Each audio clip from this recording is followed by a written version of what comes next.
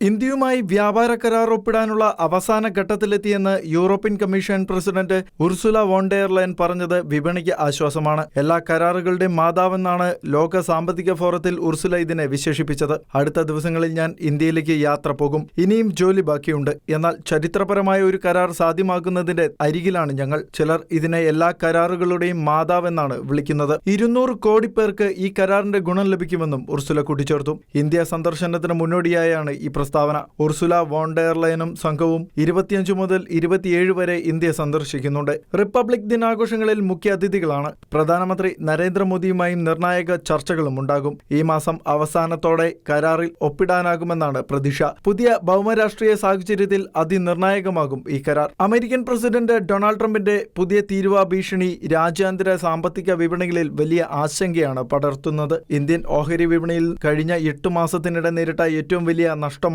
ഇന്നലെ രേഖപ്പെടുത്തിയത്. ഒറ്റ ദിവസത്തിൽ നിക്ഷേപകരുടെ പോക്കറ്റിൽ നിന്നും ഒലിച്ചുപോയത് 10 ലക്ഷം കോടി രൂപയാണ്. അമേരിക്കൻ വിപണികളും പ്രതീക്ഷിച്ചതുപോലെ ഇന്നലെ കനത്ത നഷ്ടത്തിലായി. ഒക്ടോബർ 10 ശേഷമുള്ള ഏറ്റവും വലിയ നഷ്ടമാണ് 3 സൂചികകൾക്കുമുണ്ടായത്. നവംബറിന് ശേഷം ഇത്രയും വലിയ വർധനയുണ്ടാകുന്നത് ഇത് ആദ്യമായാണ്.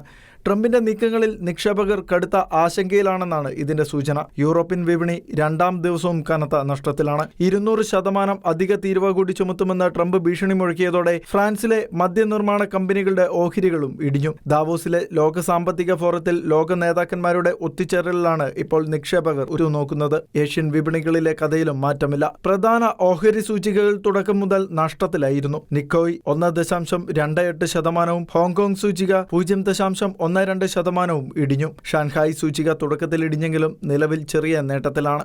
International desk, Shekinah news.